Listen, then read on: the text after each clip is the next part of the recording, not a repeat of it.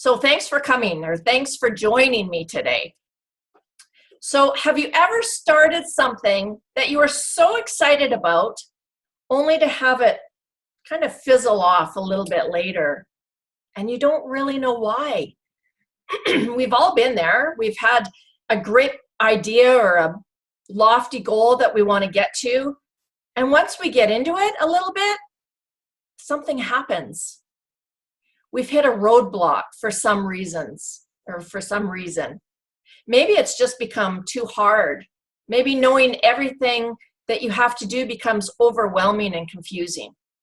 Or maybe the passion and excitement has just died out. So then you start thinking of excuses. And all of a sudden you're just too busy. You're too busy to get to that goal or that project. And you may be too busy because, you've procrastinated. Maybe you're a perfectionist. Maybe you're into self-sabotage, which a lot of us do, by the way. Maybe you're overwhelmed, or you're fearful, or you're just resisting. Does any of that sound familiar? I mean, who hasn't dealt with any of these issues before? It's so common. By the way, number one on the sheet. Just thought I'd give you a little hint. So, like I said, it's totally normal to have these issues. These setbacks and issues all stem from some sort of fear, which is a big part of the creative process when we're making innovative changes in our world. The question is, how do we overcome them so that we can enjoy the process of getting to our end goal once again? So let's start with a man named Edward Deming. So a few years after World War II ended, Deming was invited, he's an American, and he was invited to Japan to help them rebuild their manufacturing facilities that were annihilated during the war. Although many of his philosophies were rejected by the American government during the war, who at the time wanted, quantity instead of ways to improve quality, make more bombs, get it out there, right? Dr. Deming was largely responsible for many manufacturing improvements in corporate America. So given that the US had defeated Japan in part by their superior equipment and technology at the time, the Japanese were really eager to hear what he had to say. Number 2 on the worksheet.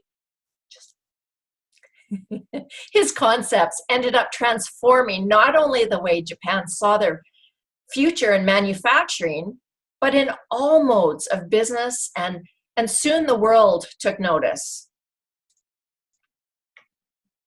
So we ask ourselves, how can one man, one idea, and one way of thinking transform the world?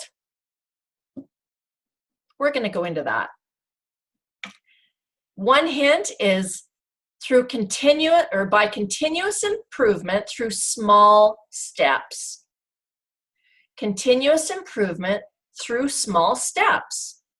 Deming's concept was that it was everyone's job to continually make incremental improvements in everything they do. All the time, never ending, and always improving. Part of what he taught was telling the workers that if they wanted to manufacture great products, they had to ask themselves one thing each day. What extremely small step can I take to improve the process or the product?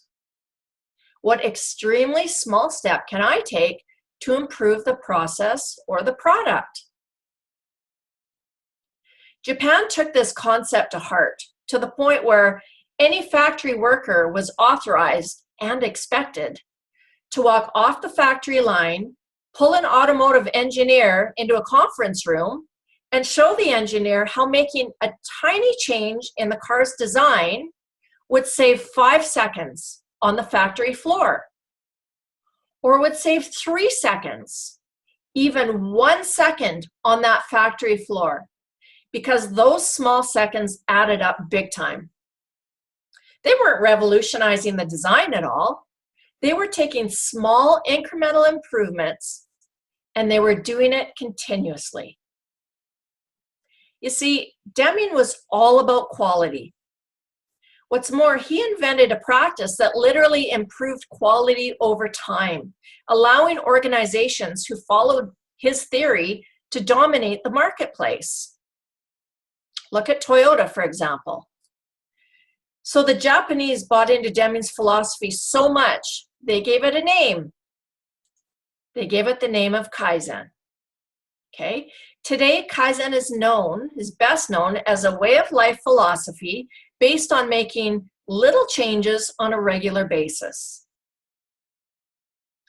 It's about finding new, creative, and effective ways to improve one's life, from tackling the mundane, to managing our stress, to attaining our life's vision, our corporate vision. So there are two main pillars to Kaizen. One is change for the better, and two is continuous improvement.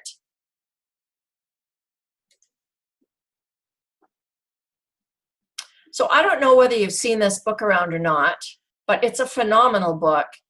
And it's written by a professor by the name of Dr. Robert Maurer, who I've had the pleasure of talking to over the phone, by the way. He's a wonderful human being. So he went on to wonder if this philosophy of Kaizen could possibly help people transform their lives the way Japanese companies transform their businesses. In his book, he talks about how Kaizen has helped many of his own clients improve their own lives. And he's since become an expert on Kaizen. He started asking his patients to start taking really small steps to make any changes that they'd wanted to make in their lives. Steps that were almost embarrassing, almost laughable. For instance, instead of telling one of his clients to go to the gym and exercise for an hour a day, he would tell them to march in front of the television set during a commercial for 1 minute. That's it. That's all they had to do. If a patient wanted to cut out caffeine out of their diet, he would tell them to take one less sip a day. One less sip. His patients couldn't think of an excuse not to take these steps because they required hardly any effort at all. We can do that, right? Seems so simple. So over time, he discovered that these small steps produce shockingly big results, and his patients were succeeding big time. So a lot of this stems from fear. What about fear is it that stops us in our tracks, that stops us from getting to our goals? So we're often taught by motivational experts to take big, bold steps in order to get anything done or to get to our goals, right? Many experts will give strict deadlines, game plans, and lofty ideas on whipping their plans into action. Taking big, bold steps often backfires for so many people, though, because it just becomes too overwhelming for them. What may seem exciting in the moment quickly wears off, and we're just left with fear, and it ends up taking longer than we expect. So a fear of uncertainty, a fear of failure, a fear of rejection, a fear of wasting time and money, fear of looking ridiculous, and in some cases, a fear of success. So let's take a look at how we think for a moment. When our brain detects the fear and stress and anxiety, it activates a part of the brain called the amygdala. It's our primitive fight or flight response to the brain, which is number 5 on your worksheet. So when this is activated, we stop thinking rationally about long-term goals. It shuts everything down because Instead, we look for the quickest way to relieve feelings of stress, anxiety, and fear. So thousands of years ago, our primitive fight or flight part of our brain prepared us for running away from animals that could eat us for breakfast. It shuts absolutely everything else off so that we could focus on keeping ourselves safe. But today, it usually means distracting ourselves with comfort coping activities that relieve that stress. For instance, we can avoid the fear of having people reject our next business proposal or product or work, art, or goal by procrastinating and maybe continuously checking Facebook. I know I can definitely relate to this. I don't know about you guys. We can avoid the fear of continuing to write our greatest memoir or short story and feeling unworthy or unaccepted as a writer by relentlessly finding fault in something that needs to be more perfect before we're happy. Perfectionism. We can avoid the fear of going to the gym and looking inferior to everyone else simply by curling up on the couch with a big bowl of ice cream and watching Big Brother. Change can be scary. So by tippy-toeing past the amygdala with small steps, it removes the urge to distract ourselves and allows us to take action without that fear. With Kaizen, our resistance to change begins to weaken. And by taking such small steps, we retrain the mind to form new habits and allow ourselves to succeed. We can then exceed expectations and continue to make momentum by taking these small steps, thinking small thoughts, and asking small questions, solving small problems. By creating new habits and altering the process that we take to get to our goals in a way that it is enjoyable, fun, and easy to actually want to show up, the product or goal typically takes care of itself. So let me just repeat that because it's important. By creating new habits and altering the process, the product or the goal takes care of itself. That's if you can do it in an enjoyable way. So there are many different ways of incorporating Kaizen into your world. One is with small steps. Choose one small goal every day that'll help you to improve yourself effortlessly. For example, let's say you wanted to quit smoking. And instead of saying to yourself, I'm never going to smoke again, I'm quitting cold turkey. How about asking yourself, what small steps can I take to better my health and quit smoking? Or commit that you'll throw away one cigarette per day instead of smoking the whole pack. If that seems overwhelming, how about trying to put out your smoke 2 puffs earlier before throwing it away? Let's say you want to tackle that big mound of paperwork that's sitting in your office. This is what I dealt with a couple weeks ago. I used Kaizen to get through it. Instead of committing to do the whole pile in one day, simply start by putting them into 3 piles. High priority, low priority, and throw away. The next small step after that would be to deal with maybe 1 sheet per day on the high priority list, 1 sheet per week on the low priority list, and throw all those others in the trash.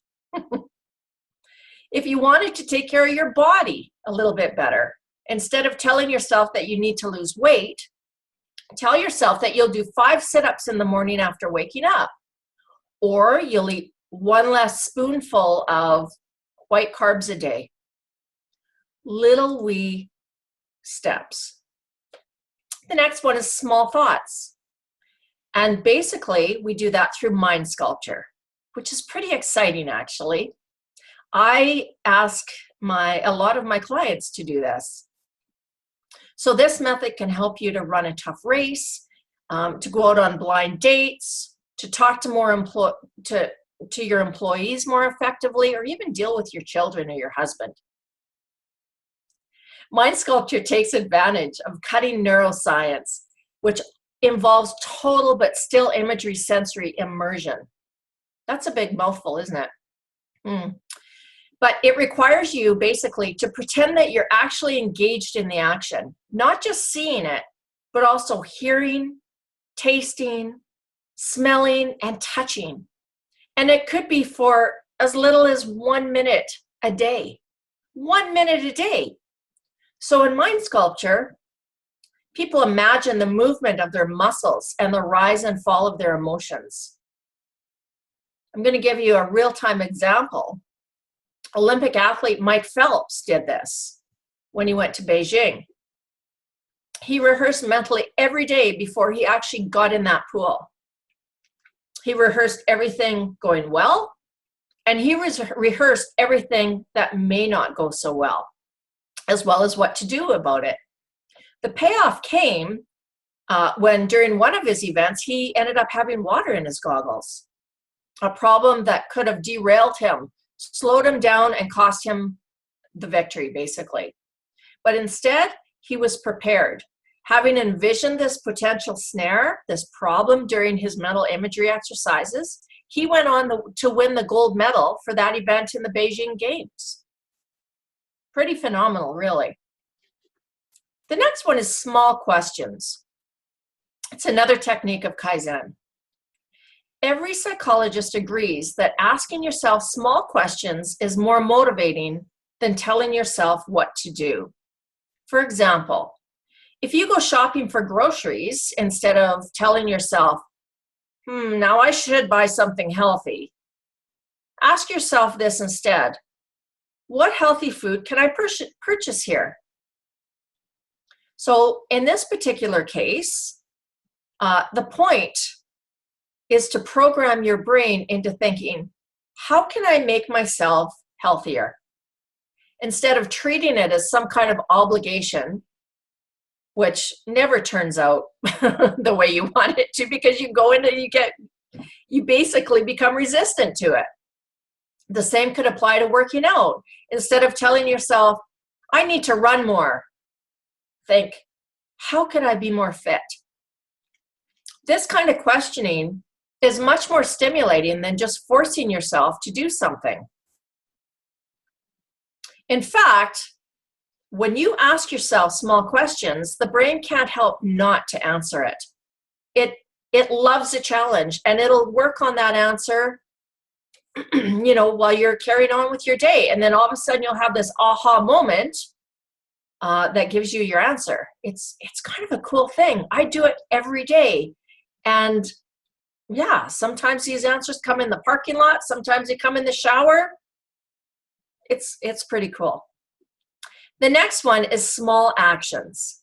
So everyone tries to avoid responsibilities from time to time, and anyone who has a lot of duties knows how important it is to deal with them incrementally on an ongoing basis. The small things look so innocent that we tend to ignore them as they pile up, and eventually they become really hard to deal with. Sound familiar? So for example, if you have to respond to a message, do it right away. It may take a couple minutes, but it's much easier than trying to respond to 25 messages that have piled up. Do you agree? This consumes a lot of unnecessary energy. Try giving yourself a 2-minute time frame even. Make it a rule. If something takes less than 120 seconds, I will do it right away, and see how that goes for you. So if we were to put a process to it, it could look similar to this in both business and personal situations. Number one would be identify. Okay, take a look at your current workflow or what you're currently doing and identify opportunities that could be improved upon. Okay. The second one is plan. How can the current process be improved upon? Now's the time to put on your creative thinking hat and search for new and better ways to do the same work or to achieve the same result. Okay, don't let this freak you out. It's actually a fun process. You're already doing a lot of this stuff. You just need to write it down and maybe rearrange it a little bit. So look for smarter, more efficient routes to the same end goal that boost productivity. Big or small, but preferably small so it's faster and easier to implement. The next one is execute.